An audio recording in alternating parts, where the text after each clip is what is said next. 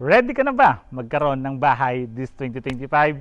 Hello mga future home buyers in kabahay all over the world. And syempre mga Pacific Town lovers dyan, welcome to Pacific Town Naik na for as low as 5,900 monthly down payment. Makakalipat ka na kahit di pa tapos ang down payment.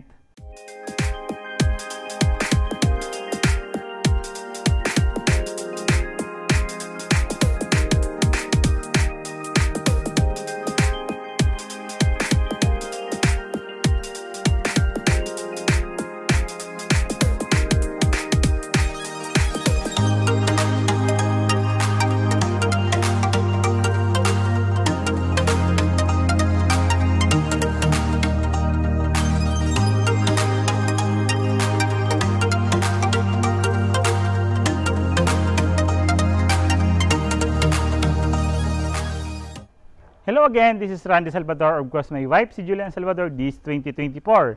Kami pa rin po ang susi at tulay tungo sa pangarap niyong bahay. So yun po mga future home buyers and kabahay, andito nga po tayo today sa Pacific Town Naik, located at Barangay Halang, Naik, Cavite. So ipipicture nga natin today is a 2-story townhouse na may libreng concrete fence, libreng steel gate, libre ang move-in fee, libre ang water and electric installation. Saan ka pa? Dito na, di ba? Almost lilipat ka nila mga future home buyers. Tara, sabay-sabay tayo mag-house tour. So yun nga mga future home buyers, kung makikita nyo yung mga Pacific Town project naman natin, sa mga Pacific Town nating pinakita sa videos, ang bilis po talaga ng turnover dito. Ito lang yung only developer na nag-offer na down payment ka pa lang, pwede ka na po makalipat. Diba? Di pa tapos yung down payment mo, makakalipat ka na at the same time, napakababa po ng required down payment or monthly down payment mo dito. Yung kagandahan dito, meron ka na nga pong steel gate, concrete side fence sa kabilang side, di ba? Ang laking tipid. May car garage ka na dahil 42 square meter ang lot area nito, in the floor area naman po is 42.34 square meter. Of course, mataas po yung ceiling. Flood free din po ang location ng Pacific Town Naik. So makikita nyo naman, nakita nyo naman sa drone shot natin, yung update natin sa site, ang dami nang nakatayo mga future home buyers. Tara po. So this is our inner unit. Sa inner unit po natin, kita nyo naman, may car garage ka na para sa iyong sasakyan or kaya future expansion mo sa gagawin mong bahay. Sukatin ko po 1, 2, 3, 4, 5 hakbang ko yung ating car garage dito. Kasya po yung mga Ertiga Avanza natin dito o even yung mga MPV natin, kasya po kasi yung lapad niya naman. So may landscape tayo rito pero apakan natin ng kaunti. 1, 2, 3, 4 na hakbang ko. 4 na metro, 5 metro naman yung haba. Diba? Napakaganda nito. Mag-roofing ka na lang dito. Roofing sa likod. Livable na yung bahay mo. Tara po, pasukin natin yung loob. Kagandahan nito, pag turnover po natin dito, included na po yung outdoor po nating ilaw. So, may libre na tayo rito. Then, pagpasok natin dito, ito naman po yung actual turnover. Ang tawag po namin dito is a basic finish turnover kasi wala po siyang tiles, wala din po siyang partitions. Pero painted na yung wall, painted na yung ceiling, magta-tiles na lang po tayo. Yung toilet and bath natin is, ano na rin po siya, naka-tiles na rin po. Ang bintana natin dito, sliding windows po yan. So, di ko lang po na-charge ang aking panukat, yung distance meter. So, lobat po. Pero pipilitin ko pa rin pong masukat para sa inyo po. So, ang bintana natin, isang dipa at may kaunting sobra. Diba? Nasukat ko na to before, almost nasa 120 cm po itong size ng ating bintana. Sliding window po yan, kulay puti. So, dito po yung magsisilbi natin pinaka living area natin. Pwede po tayo dito mag-living area or lagay ng TV or dito. So, pwede. It's either po sa inyo kung saan po kayo mas convenient.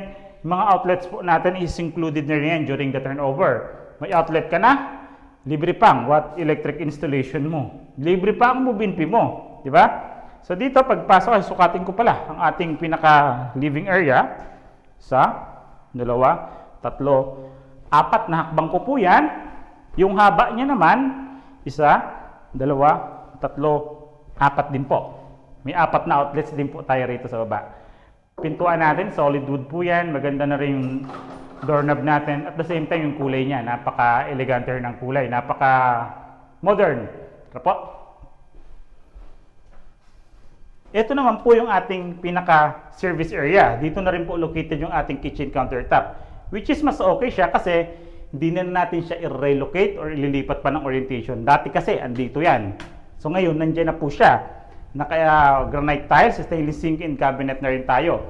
May outlet din po tayo naka-ready doon for the rice cooker, blender, o kung anong gagamitin ng appliances po dyan. Halos 2 metro po itong haba at lapad dito sa likod. Diba? Magbaboom na lang tayo dyan. No? Ganda kasi may fence ka na sa likod. So may 1 toilet and bath po tayo rito. This is our toilet and bath. Madumi lang po siya.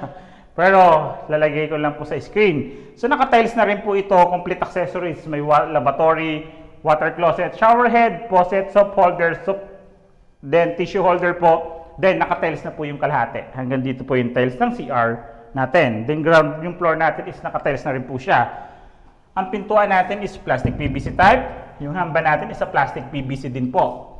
Then may outlet po tayo sa loob na naka-ready for the heater or the hand dryer po natin. Then ito naman po yung magiging hagdanan natin. Sa hagdanan natin, tubular. Yung pinakaibabaw naman natin is kahoy. Kulay din po siya ng pintuan. So uniform po yung kulay natin dito. Sa footsteps naman natin, naka-vinyl siya and meron siyang features na naka-anti-slip din po siya para hindi siya madulas po. So pag-akit natin dito, ang lapad, mas okay siya kasi ang lapad pa po ng pinakaunang hakbang naman natin dito. Tara pa, akit natin.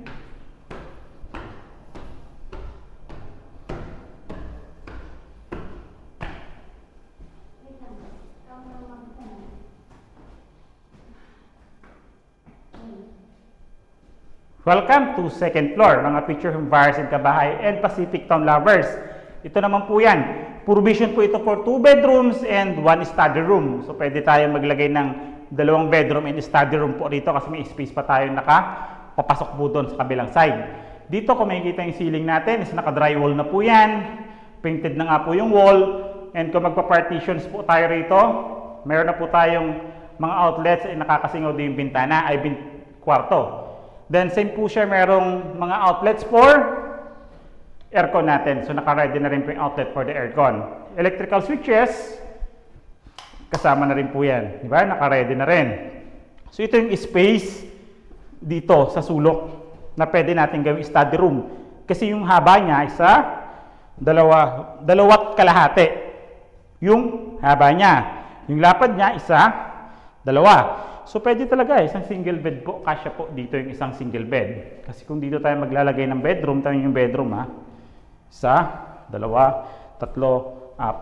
5 hakbang ko yung pwede natin gawing partitions ng 2 kwarto.